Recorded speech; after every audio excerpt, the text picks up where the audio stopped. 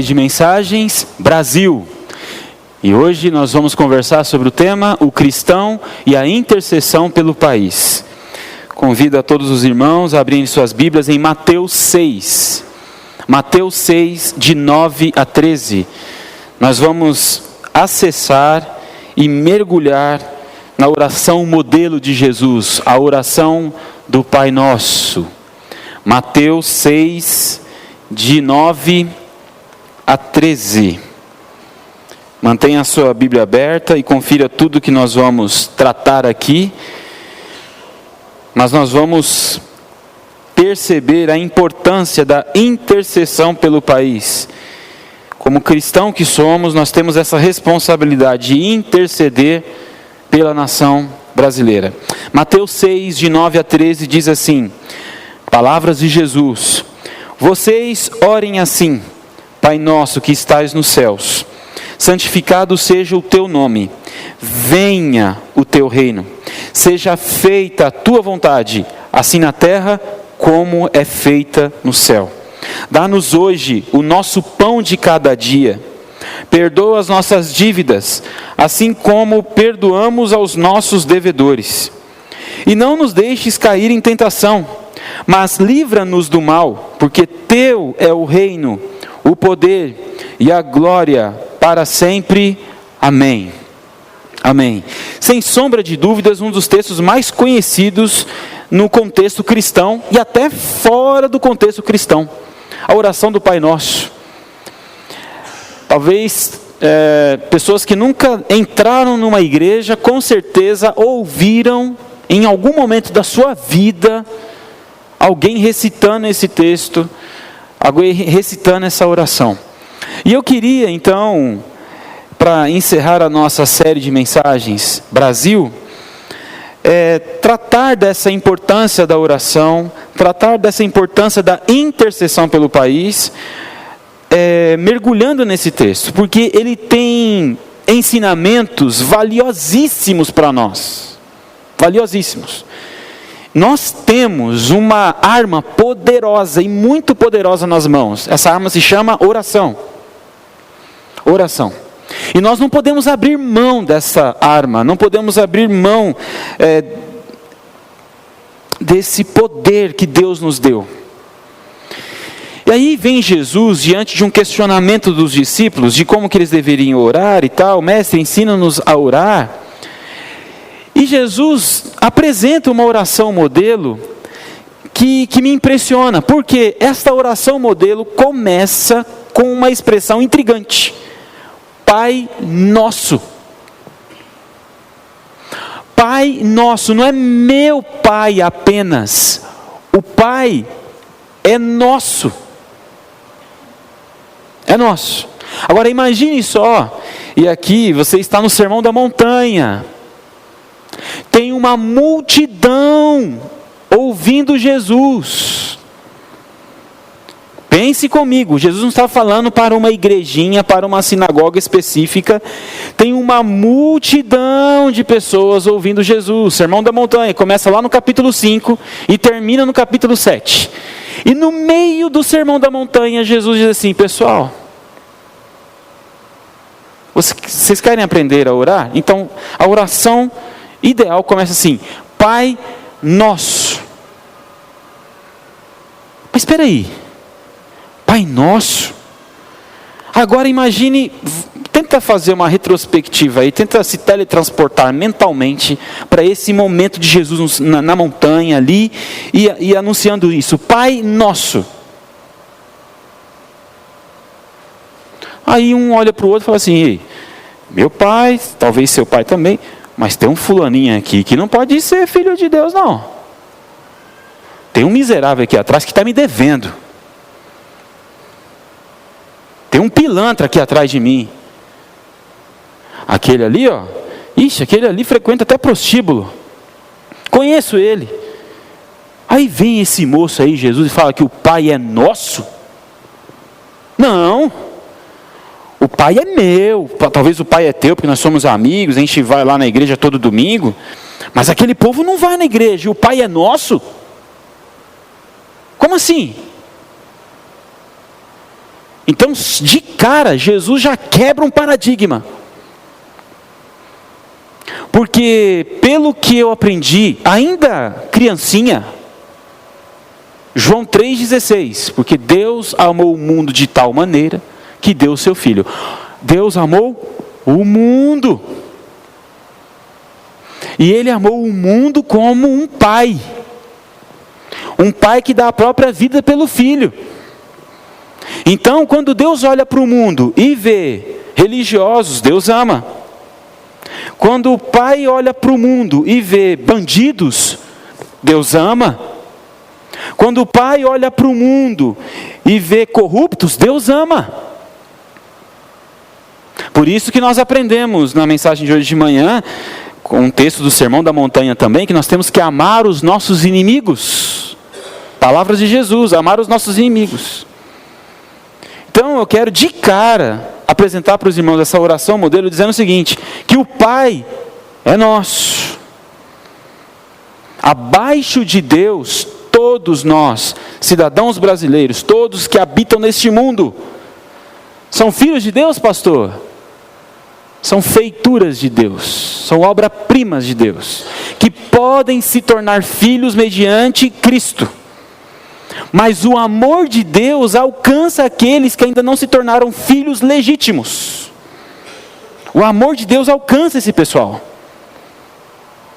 E uma das maneiras do amor de Deus alcançar esse pessoal, para esse pessoal perceber que o Pai é nosso, é através da igreja. Quando a igreja vive o Evangelho, vive o amor de Deus e abraça a comunidade, luta pela justiça, não abaixa a cabeça para a injustiça, pelo contrário, oferece outra face. E aqui precisa explicar, não é? Precisa explicar, porque tem gente que acha que oferecer outra face significa ser um bobo alegre, que apanha e nunca se posiciona. Dar outra face é uma atitude de altíssima coragem. Altíssima coragem. Ou você pensa que é fácil você receber um tabefe de um lado do seu rosto, se levantar e se posicionar diante da pessoa que te agrediu e falar assim: eu não vou ser igual a você. Você veio contra mim através da violência, eu não vou contra você com violência. Ah, tem que ser muito corajoso. Tem que ser muito corajoso. Então, dar outra face não é ser bobo alegre, é se posicionar. O Pai é nosso. É por isso que Jesus disse para nós, em Mateus 25, estive preso e foi me visitastes, ou me visitaram. Estava com fome e me deram de comer. Ora, eu estive preso e foi me visitar. Sim, o Pai é nosso. O Pai é nosso, então a gente vai até o presídio e abençoa as pessoas que estão no presídio. Não é passar a mão na cabeça de quem cometeu um erro e está preso para pagar os seus erros. Não é isso. Porque tem gente que confunde amor com fraqueza, amor com ingenuidade. Não é isso. Porque Deus ama com justiça e Deus aplica a justiça com amor. O problema é que entre nós cristãos, existem muitos que colocam o nome de Deus na frente de suas práticas violentas. E aí, colocando textos isolados ou expressões bíblicas para justificar as suas práticas violentas, parece que quando Deus está aplicando a justiça, Ele deixa de ser amor. Parece que quando Deus está pesando a mão sobre a nação, Ele deixa de ser gracioso. Não, Deus é. Em todas as ações de Deus, Deus é. Deus corrige amando, Deus ama corrigindo e por aí vai. O Pai é nosso. O Pai é nosso. E aí vem a segunda expressão: santificado seja o teu nome. Quando Jesus diz santificado seja o teu nome, não é que Deus precisa da nossa declaração para Ele lembrar que Ele é santo. Seria muito esquisito, não é? Deus ouvindo as nossas orações, a gente declarando a santidade de Deus nas nossas orações, e Deus, pessoal da Nova Vida, que bom, sou santo. Tinha quase me esquecido. Absurdo, não faz nem sentido isso. Então o que Jesus quer dizer, santificado seja o teu nome? É que quando nós estamos orando, Pai nosso, Pai nosso, santificado seja o teu nome, aqui, que a santidade do Senhor seja conhecida aqui. E aí quando a gente pensa numa santidade de Deus sendo aplicada aqui, aonde que cabe corrupção? Não cabe. Aonde que cabe injustiça? Não cabe. Quanto mais santidade de Deus a gente aplica aqui, menos corrupção a gente tem, menos injustiça a gente tem. Então, quem são os propagadores? Quem são aqueles que podem aplicar a santidade de Deus aqui? Somos nós, irmãos. Então quando Jesus está dizendo, santificado seja o teu nome, Deus está entendendo assim, ok, vou te usar para apresentar minha santidade. Porque eu já sou santo. E eu quero que vocês sejam santos. Santificado seja o teu nome, aqui. Aí vem a terceira expressão, venha o teu reino. Por que venha o teu reino? Porque o reino deste mundo, quem é que governa, irmãos? O maligno. O mundo jaz no maligno. 1 João vai dizer isso. Então a única esperança para esse mundo é se esse mundo desfrutar de um novo reino. Como é que Jesus começou o ministério dele? Anunciando, principalmente em Marcos, vai deixar isso bem claro. Anunciando que o reino de Deus chegou. Um novo reino chegou. Não é apenas um novo sistema. Porque Jesus não veio apresentar um novo sistema, um novo partido político. Jesus veio inaugurar um novo reino. Venha o teu reino. Quando nós oramos assim, Senhor, venha o teu reino, nós queremos o teu reino aqui, o teu reinado aqui. Nós estamos dizendo em outras palavras, no teu reino não cabe pessoas que estão morrendo por falta de comida. Não cabe. Crianças que estão morrendo por conta de maus tratos. Não cabe. Porque no reino de Deus, a vida tem prioridade. Venha o teu reino. No reino de Deus não tem espaço para o ódio. Quando você compartilha alguma coisa na rede social e você compartilha como cidadão do reino de Deus, você não gasta o seu tempo e nem sua inteligência para despejar ódio nas redes sociais. Muito pelo contrário. Mas é o que a gente tem presenciado aí. Muito ódio entre nós. Muito ódio entre nós cristãos. Só que ódio não faz parte do dialeto de quem é cidadão do reino, entende? Quem é cidadão do reino só tem um dialeto: amor. Se alguém perguntar para você, você fala em qual idioma? Eu falo no idioma do céu. Sério? Você fala no idioma do céu? Você fala em línguas? Falo na língua do amor. Porque o idioma do céu é o amor. É o amor. Um amor que tudo sofre, um amor que tudo suporta, mas não está escrito lá em 1 Coríntios 13 que o amor foge.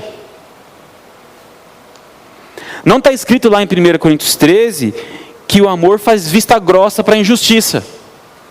Não, o amor suporta. Suporta. Venha o teu reino e faça a sua vontade. A vontade de Deus é soberana, irmãos, e ela é a melhor vontade ou a melhor coisa que pode acontecer na nossa vida. C.S. Lewis vai dizer o seguinte, que a pior coisa que Deus pode falar para nós é: faça a sua vontade, Adria. Essa é a pior coisa que Deus pode falar para nós. C.S. Lewis disse isso. É verdade. Por quê? Porque no momento de angústia, como Jesus teve, ele pede para Deus afastar o cálice. Mas no final, o que Jesus diz? Faça sua vontade, Pai. Eu estou despejando o meu coração diante do Senhor, mas eu sei que no final a tua vontade é soberana. E eu quero a tua vontade porque ela é boa, perfeita e agradável. É essa vontade que eu quero para o Brasil. É essa vontade que eu quero para a minha vida, para a minha família. Seja feita a tua vontade. Só que a vontade de Deus só é feita mediante o reino. É porque o reino de Deus surge que a vontade de Deus então é aplicada. Quem são os construtores do reino de Deus? Somos nós, a igreja. Jesus inaugurou, deu start na construção. Nós somos aqueles que há séculos estamos construindo esse reino. Bom, pelo menos deveríamos estar. Deveríamos estar. Comentei agora há pouco da mensagem ou da música do João Alexandre. Para cima, Brasil. Olha para cima, Brasil. Uma música que tem mais de 20 anos, que parece que foi escrita ontem. Ora, já deveria estar desatualizada. Mas por que ela é tão atualizada? Porque parece que a vontade de Deus não é soberana. E enquanto a vontade de Deus não for soberana, a gente não pode descansar. É a nossa missão.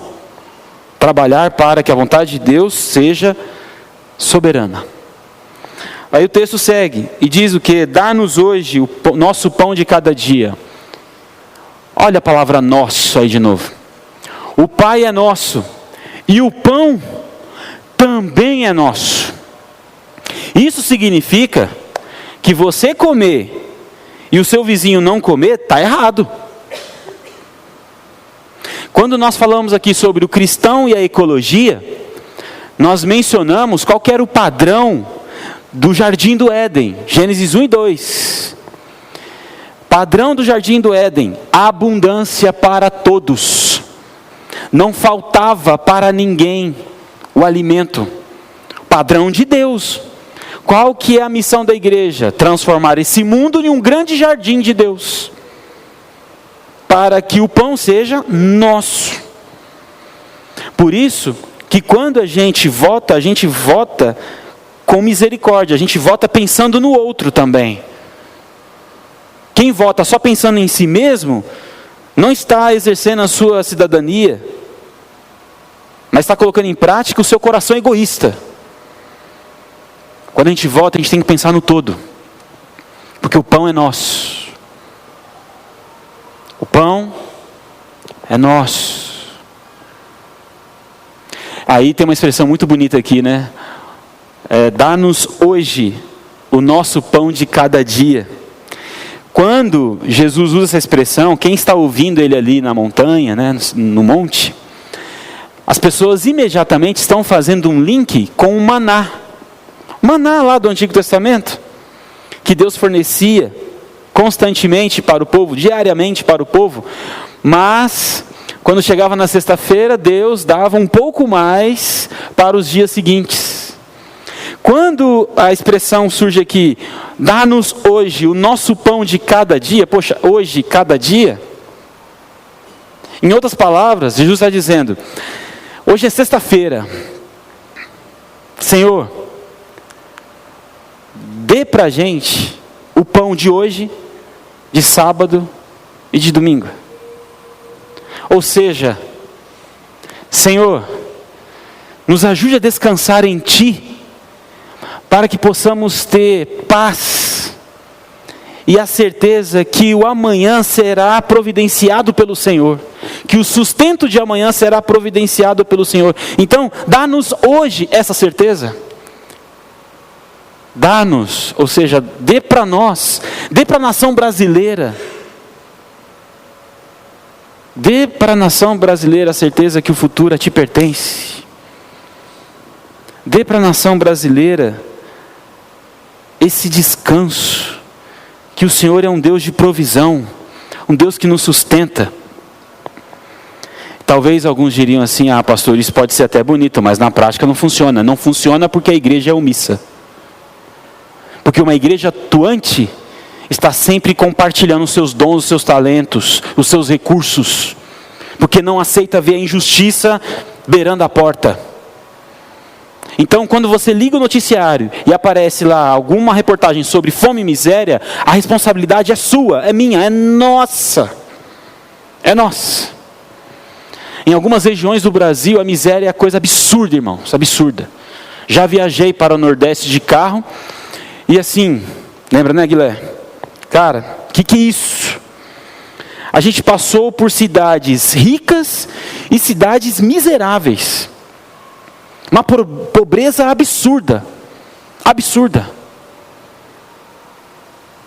E aquilo não pode simplesmente me impactar na hora e depois eu vir a página e, graças a Deus, eu moro em Belo Horizonte e não tem esse problema. Não! Eu fiz essa viagem tem alguns anos e aquela imagem nunca mais saiu da minha cabeça. Aquilo toma conta de mim.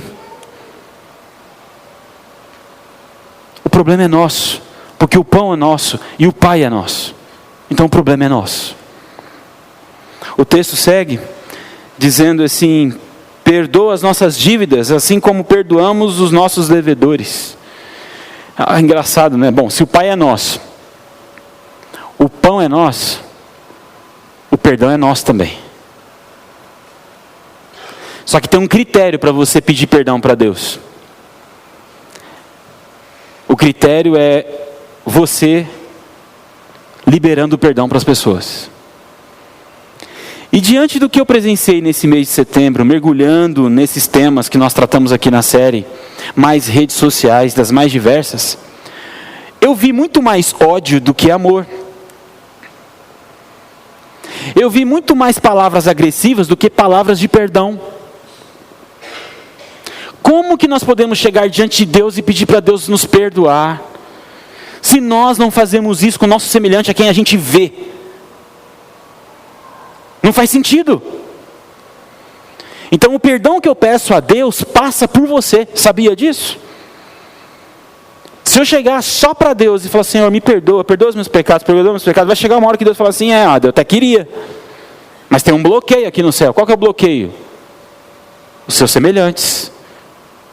Porque você tem um monte de mágoa no seu coração, com um monte de gente, você não libera perdão para ninguém, você não abraça, você não restaura os seus relacionamentos, e você quer que eu libere perdão para você? Não dá.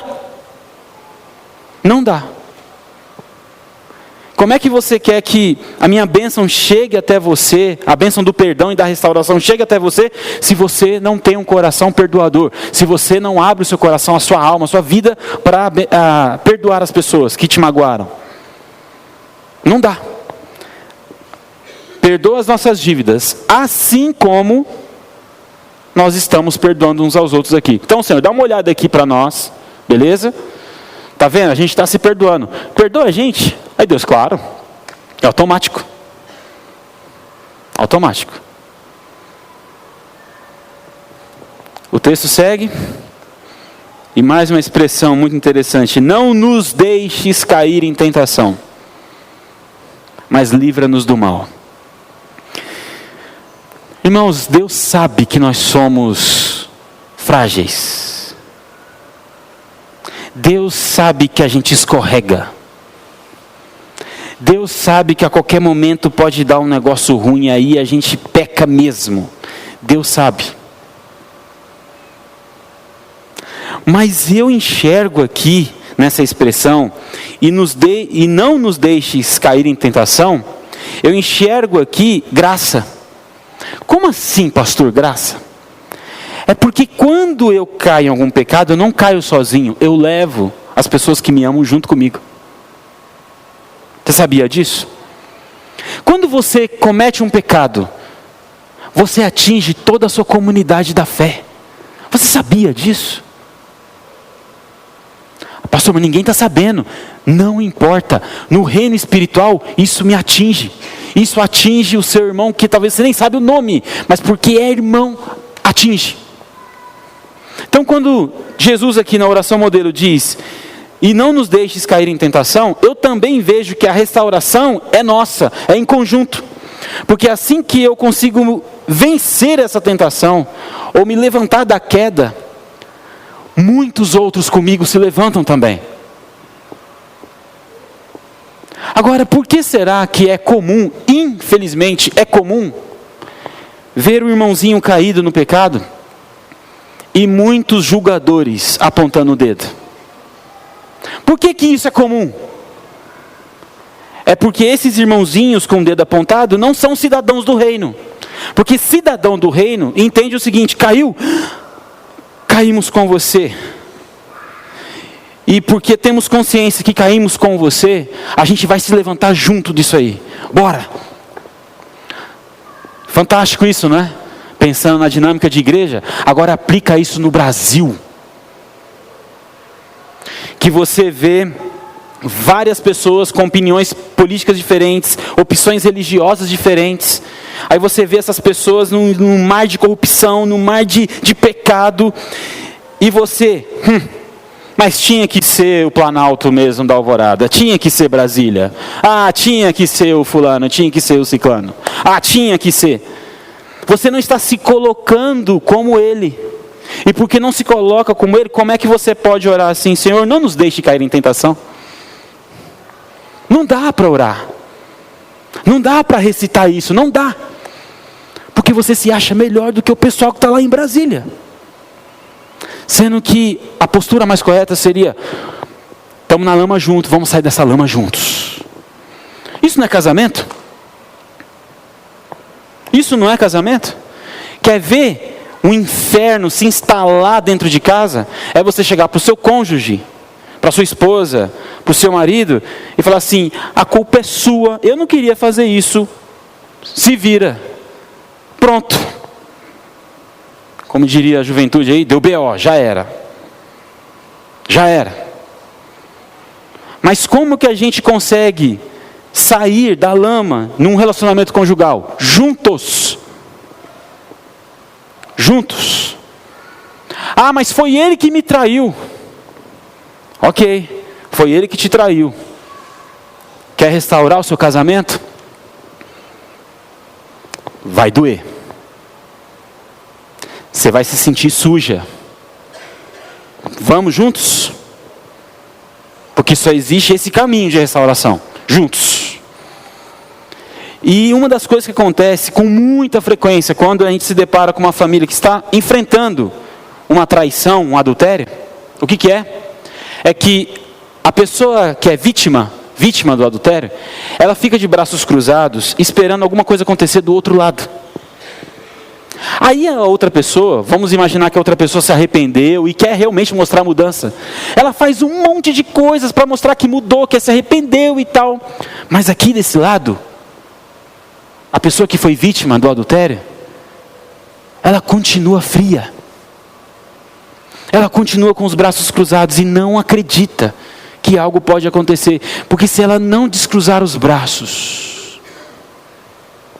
estender a mão, a restauração não acontece. Pesado isso, não é? É doloroso.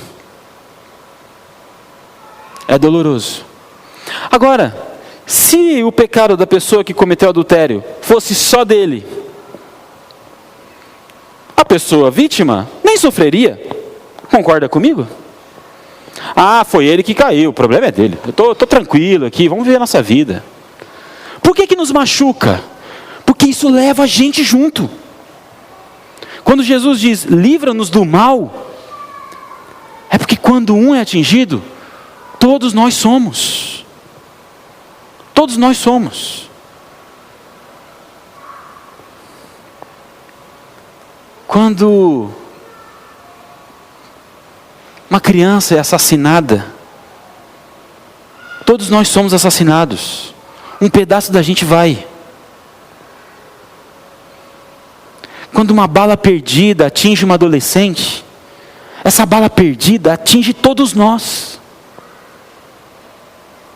O pai é nosso, o pão é nosso e a dor é nossa também. Por isso, irmãos, por isso, nós devemos mudar o nosso olhar quando o assunto for Brasil. Somos cristãos brasileiros. Nós temos um compromisso com a nossa nação, diante de Deus, de interceder por essa nação e se posicionar diante das injustiças que aparecem na nossa sociedade. Não podemos fechar os olhos ou fazer vista grossa. O problema é nosso. Sabe onde eu aprendi isso? Com um pastor amigo que chegou um dia, ouviu meu coração, eu estava muito angustiado.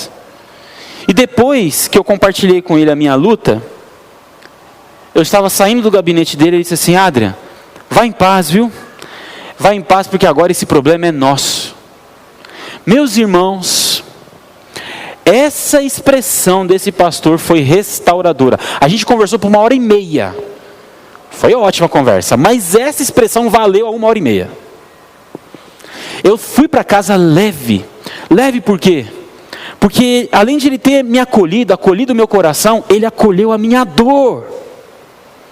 Ele levou com ele. Olha que extraordinário isso. Agora, eu estou dando um exemplo de um pastor que me atendeu no gabinete dele e tal, muito pequeno o exemplo. Agora amplia isso para a nação brasileira. E imagine só, se o povo de Deus, ao invés de ficar postando nas redes sociais, vota no fulano, vota no ciclano, ao invés de ficar dizendo o que você deve ou não fazer, imagine só, se o povo de Deus chega e fala assim: essa dor é nossa, essa luta é nossa. É nosso. Quando for eleito o futuro presidente do Brasil, nós temos uma responsabilidade de interceder pelo presidente do Brasil, pelos senadores e deputados e todos os governantes, e inclusive pelas famílias. Ou você acha que é fácil ser esposa de um presidente do país, ou marido de uma presidente do país? Você acha que é fácil ser filho de um presidente do país? Não é tão simples. A família é atingida, amigos são atingidos. Por quê? Porque a gente leva junto. A gente leva junto. Eu vou terminar com uma história de hospital. Certa vez eu fui fazer uma visita no hospital, uma visita de um irmão querido. Chegando lá, orei com ele, a gente conversou um pouco, mas no mesmo quarto tinha outras pessoas. E outras pessoas internadas. E essas pessoas ficavam assim, com o pescoço esticado, querendo ver o que estava acontecendo. Em outras palavras, tipo: dá uma atenção para mim. E aí, eu tenho essa prática, quando eu vejo essa liberdade, eu oro com essas pessoas, quando elas me dão liberdade, né? Eu orei com algumas pessoas, e eu fiz o que aquele pastor tinha feito comigo no gabinete. Quando eu saí da visita, eu falei assim: eu vou levar o seu pedido comigo. Eu vou levar a sua luta comigo. Meus irmãos, atrasei no outro compromisso que eu tinha. Rendeu.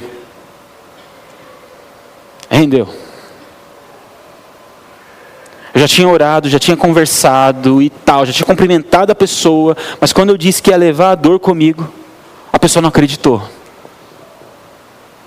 É por isso que a gente ora. A gente só ora quando a gente se importa. Grava isso. A gente só ora quando a gente se importa. Se você se importa pelo Brasil, então é sinal que você com certeza vai continuar orando pelo Brasil. Se você não se importa, quais são os momentos que a gente mais ora, irmãos? Para e pensa. Você fala a mesma coisa com Deus por dias, por semanas. É na hora que você está carregando uma dor. Você ora para o fulano, para o ciclano, mas quando é um amigo muito próximo, o que você faz? Você ora mais, porque você se importa mais. A gente só ora mais quando a gente se importa. E aí, fica para nós a oração do Pai Nosso. problema é nosso. Eu gostaria que nós voltássemos para nossas casas hoje, dizendo assim para Deus e dizendo para a nação brasileira: o problema é nosso. O problema é nosso. E juntos nós vamos sair dessa situação caótica que o nosso Brasil vive. Juntos. Juntos. Vamos falar com Deus, vamos orar? E eu vou fazer um pedido aqui. Aqueles que puderem se ajoelhar, por favor, me acompanhem. Fique à vontade, tá bom? É só um convite. Vamos nos colocar diante de Deus em oração, mais uma vez. Porque eu acredito que é de joelhos que nós vamos ver um país erguido. Erguido no amor, na graça e na justiça. Vamos falar com Deus. Pai Santo, Pai querido, em nome de Jesus, diante do Senhor estamos, Pai, prostrados, com o coração prostrado, reconhecendo que o Senhor é soberano, que o Senhor está acima de tudo e de todos, acima de qualquer governo, de qualquer estratégia política. E é por isso que cremos na Tua intervenção, cremos no Teu agir sobre nós e sobre a nação brasileira.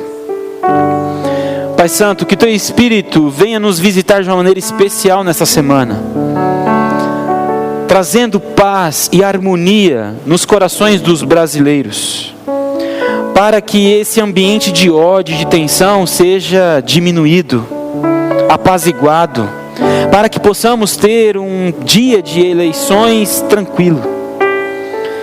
Pai Santo, livre as nossas famílias de qualquer ação maldosa, violenta. Livre as nossas crianças de qualquer ação maldosa e violenta. Nós acabamos de aprender aqui, Pai Santo, que o Senhor é o nosso Pai. E porque é o nosso Pai, nós queremos estender esse nosso para toda a nação brasileira agora. O Senhor é o Senhor do Brasil. É o Pai do Brasil agora, Pai Santo. É o clamor da Tua igreja. É o clamor da Tua igreja, que o Senhor seja o Pai do Brasil, o Senhor do Brasil. Que o Teu amor e a Tua graça reine nos nossos corações. Pai Santo, se existem pessoas que já estão feridas, machucadas por conta dessa violência, desses maus tratos verbais inclusive, que Teu Espírito venha visitar essas pessoas, curar essas pessoas, restaurar essas pessoas, Pai Santo. E trazer a elas também esperança. Esperança de um Brasil melhor, de um futuro melhor para a nossa nação. Que elas não entrem no time dos cheios de ódio. Que elas não fiquem indignadas e usem a indignação para promover discursos de ódio, práticas de ódio. Pelo contrário, Pai Santo, toque na vida dessas pessoas machucadas. Quebranta o coração dessas pessoas machucadas, para que elas permaneçam no time do amor e da graça. Pai, somos o Teu povo aqui reunidos e prostrados diante do Senhor, clamando o derramar da Tua graça sobre a nação brasileira. Obrigado, Pai Santo, por essa trajetória que a Nova Vida fez nesse mês de setembro. Tudo que nós aprendemos, tudo que nós conversamos. E sabemos, Pai, que isso é só 5% de tudo que precisamos conhecer, aprender, se envolver. Mas eu creio, Pai, eu creio que como uma fagulha, nós podemos incendiar o Brasil inteiro.